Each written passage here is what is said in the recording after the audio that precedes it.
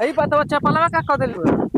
चपल काज ने के ने चोरा ले लिया सजे हां को। तो बाजार में चपल रख के लगा तो छोला समोसा खाए अपन बहन के खेव तो का होई।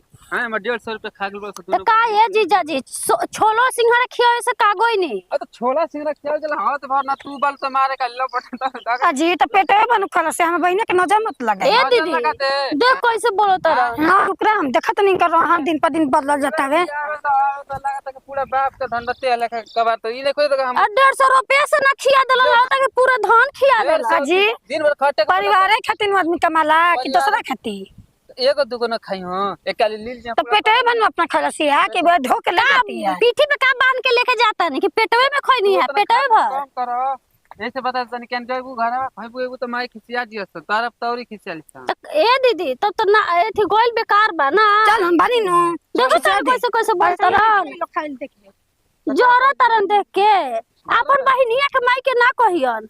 देख तो बहनिया माई पा गेली काहे ना जी हां हमार बहिने खलस से बनी है लगने का राजू ये रे राजू जानता ना रे ले लगे के बड़ा कटी घर के लोग बैठा रहे ना। देखो ये पर चलिए सही ना कि तंग आगे पीछे गिरा के गिर जाता हां ये बता तू कैसे पातर हो गेली तोर बहनी होता माता लीलत या खबर के एक अजी तो तने खाए पिए में तन चोख है हमने के जानते नो के हमरा नीमन खाना मिली तो हम खाने न तो ना खाए एगो खूब चाय ना हो साल लेकिन ना खा पाएले का करी तो का करी मुंह जाचत के खियन तो खइहन आ मुंह जाचत हां पैसा जात ले तनी 150 खर्चा करे में आंख लागता तो 150 मेहनत से ना बता तो तू का जानबू के कर बिना मेहनत के आवे नहीं काहे खाते खाते न कोई तो एकल होतना लील गलबू होतना लील गलबू एक दिन के खर्चा रहे के चाहिए चला अपन नुरिया में कितना झुक देला उ ठीक बा ए तो दूसरा एक लनु कहां नूरी पीना ना सच खा के बिलाई भली भगतीन चल चप्पल तो भूलवाइए 150 के बताओ तो फिर कभी खरीद तक के खरीदी रौरा कि न भरे के कि हम अब नहीं खाता काहे ना कि न चल जी चप्पल छोड़ के चल जेबे उधारे हम खाली गोड़ जाई एगो हमरा के सैंडल किन दिना 1.5 से खरीदवा ले हम रउआ ही नुआइल बनी रउआ हमरा चिन्हा से किन दी तब न जाके कह हम भरे हां त का झूठ कहती है कुछ तो हल्दी हां अब्बा दी काट देबो अब साली इतना दी ए दीदी काहे न कस में रखेली देखो त रे कैसे कैसे बोलता हन जीजा जी फट गइल मजाक करनी साली ले तो फट की कौन मजाक कर जी ये काहे ना मजाक ह ढेर मजाक करता नहीं साली जीजा ना मजाक कर सकलन चल चाचा बोला इनका लूरे रख ए दीदी सब कुछ खरीद दे 150 रुपया में नाख लगा तो सब चीज किन दे 150 का 300 खर्चा करब एक दिन के बोला सब चाहिए के बात पे ध्यान ना देनी वैसे अकबक का करता रहेला ऐसे बोलते रहला ना दीदी कनी दोनों बहनिया मिलके का खलता है रो के न भाई बहन ढेल बेला हमारे मन थिरा जाई ना एगो नहीं का सम्राट न तो दुगो सम्राट ठीक बतन तोर बहनिया में देखती हां तक एक के बेर रेत दे समझ जाई के करा पर बीजेपी हमर बाबू पर अभी का रे बाबू तो लाख पटले बांध लोग बाबू पे रही हां ए दीदी कहानी हनु कि एथि तले चलो लोग ना ए जे रह लोग तनिया तनी बहर से कके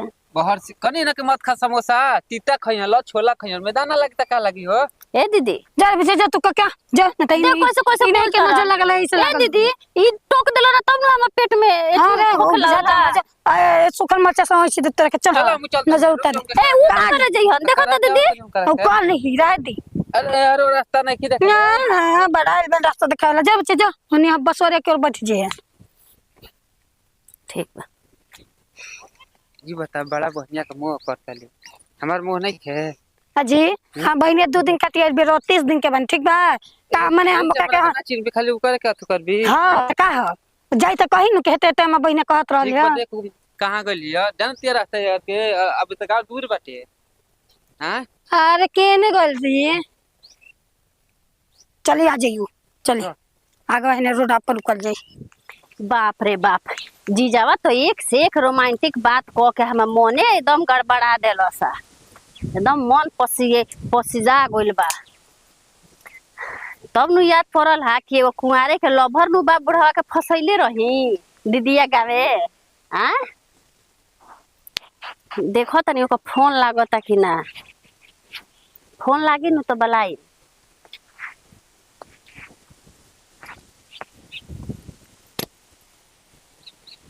हेलो हेलो ए जी हाँ क्या के हो चिन्हत नहीं नहीं के चिन्हत ना भुला गनी का जी भुला गनी अरे जो दीदी के हमार दीदी के गावे हम आवत रही। अरे बाप रे बाप, अरे मोटकी मेरा नहीं आ रे पहल की वाली। हाँ चिन्हनी अब बस बस तोरा आवाज तो नहीं फीका हो गई बने घरी। पेट एथिया पर देत रही मुंह में ज्यादा ले थई का रे कि आवाज फीका हो गेला। अरे ना ना ना तनी ऐसे ढेर दिन पर फोनवा कइले बनी नु तोर आवाजवा चिन्हे में तनी दिक्कत होता। ठीक ठीक चिन्हा गेलू जन का। बसवड़िया लगी माजा देत रही याद तो रहल कुंवार में। हां जन बसौड़िया के माजा लेत रहनी होई जे। हां हां मुआ उड़ानी से बारी के नहीं है जाने ना पछीने में देर हो जाई। खाली गाने सुनाई कि आइबो करब। कहां बाड़ू? औ बसवड़िया लगे बानी अभी खड़ा। किस कलर की चड्डी पहनी है? अब भाई आई ना सब देख ले हम। देखे के नहीं खेवा हम उस रंग में ना जाई आवते बानी बस। अरे तीर्थन मतिला और देखो तनी जीजा जी ऐसा सन बात कोइलन हनो के एकदम मन लसिया गोल बा। जीजे से कारण चढ़ गेलो जीजे पर। आ का है मतलब रउआ नहीं कि जीजा पे जाइम हम दीदीया देखे ली तब।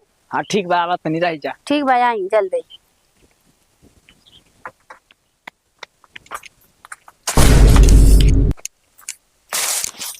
कैसन हो गई बड़ू? कैसन हो गल बन रहा याद आई भदेली बड़े बड़े हो गेला। काहे रोवो तनी? आई का ब्रो बाबरो आ टिका का 5 लड़का के माइक बन बोल तब रो के का करब? यही चलते 3 गो भी नहीं जन्मैले कि 3 गो रउआ से होई आ 2 गो भी जन्मैले बनी। हंस देलू मतलब हम सब मिले तू हंस देलू। ई बताई कि हाथना दिन के बाद मिलल बनी तो खुशी होई न मिलला के। चला आज तेरी सरनायर से कुल करवा के कई वो कराम। अरे ससुरा से आके हमरा के सवितरी बनतिया। जानता नहीं अभी रो हम दिल में बैठले बनी ठीक बा। रउआ दिल में बैठले बाड़ू? तब फोन करे त रउआ हमरा के चिन्हबे ना 4 करी। लड़का के माई हो गल दिल में बैठले बड़ू मिले। आ त लइका से का मतलब बा? प्यार दिल से होला कि लइका से होला? अब प्यार हमारे दिल से ना बिल से भई रहे। हकीकत बतावा तंता कहा और ठीक बा। चलते जानता नहीं दीदिया के जीजा जी के ओनिए हम रख देनी है कहनी हनु के हम आवता नहीं मैदान को के बहाना से। ते कबो ना सुधरबे कबो ते सुधार जाइबे ऐसा हो नहीं के सकत। जानता नहीं घर चल जैती नु तो फिर निकले के ना मिलित। ये चलते होई नहीं है जीजा जी रोमांटिक बात करत रहन दीदिया से। जौन रोमांटिक बात करत होई तो ओके पकड़े में टाइम लगी हमन के। अरे ना उ दीदिया कहना से कि जा आरामे से आई हो ठीक बा। ई सारा काटना छीले तनी रे। ए कहने के प्यार वार करी ना तने खोल दुख नहीं होई खोल का ये जे करो तब का ढेर दूर गइला से कोन मतलब करी। अरे बाप रे बाप आई रे दादा आई के गेल हो जो बजे कारे ना ओही चीज बा। बाप रे बाप देख ले हगत की अच्छा तनु साइड मैदान कॉल लू दीदी ये जा तू ये बच्चा चिन्ह तो हमरा के मरले रही खाली तारा के याद पड़ता? हां हो हां बेटा कैसे बाड़ा? बेटा कैसे बा? लोग बताओ तने कैसे ए मरिया मत ठंडा पला के दिन चलता लू लाइट के का कर मार देबो तो अरे बड़ा सती सावित्री बंत रहो तो बहनी है ई का होता? हाँ? वो जवान से नहीं वो जवान से नहीं वो बूढ़ से करे कुछ भाई लकाजी कुछ भाई लका वो तरह का बताइए तेरे का करे नहीं हनु तो मन कर सब मिले के का जा करत रहला 19-20 के हई हां के है ई बचपन के साथी रह लिया।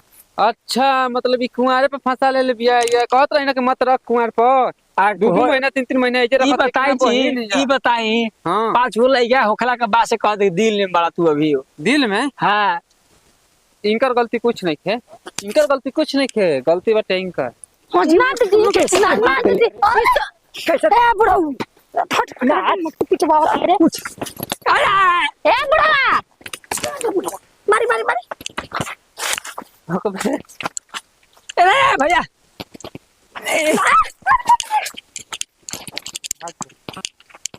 करे खिलड़िया ये तोर बाकी बा आके तो हम मार तो पिटवाई पे अपना आशिक ले ना दीदी वो काम लेके आई मेरा छनरी देखे देखे घरे ना जी हम ना ना ना दीदी जैसे मत बोल ऐसा पैसा के निकल जाना गोड़े ले गोड़े निकल ए दीदी बताओ हम महीने तो कैसे जाए जो हमरा करवा देली मर्डर करवा देली जो ना दीदी तो अच्छा से हो ना दीदी अब नहीं सब करब दीदी फटे से छिया ठंडी हो गई बड़ी एक नंबर के भूसाड़ो हम सोच देने के चल ज्यादा जाई तनी हम संगे हाथ बात तू करवाई औरी कर औरी चाका वा ना दीदी ना ना ना मत के ले फट जो ए दीदी उ झूठो कैसे हमरा के लोली देलो सानू कि आओ मिले हनु उ के तारे भसड़ी के हो गेली है ना भेटा गेला ये तरी देहती राता हे तरी छिना देखावा तली लगता कि इनकर लेखा नहीं के सामान और कोई के याद दीदी अब गलती ना करे गोड़ जो ए दीदी माफ कर दो ना चल माफी पे कुछ नहीं के चल जन ना दीदी निकलते हमरा से दूर कैसे जाए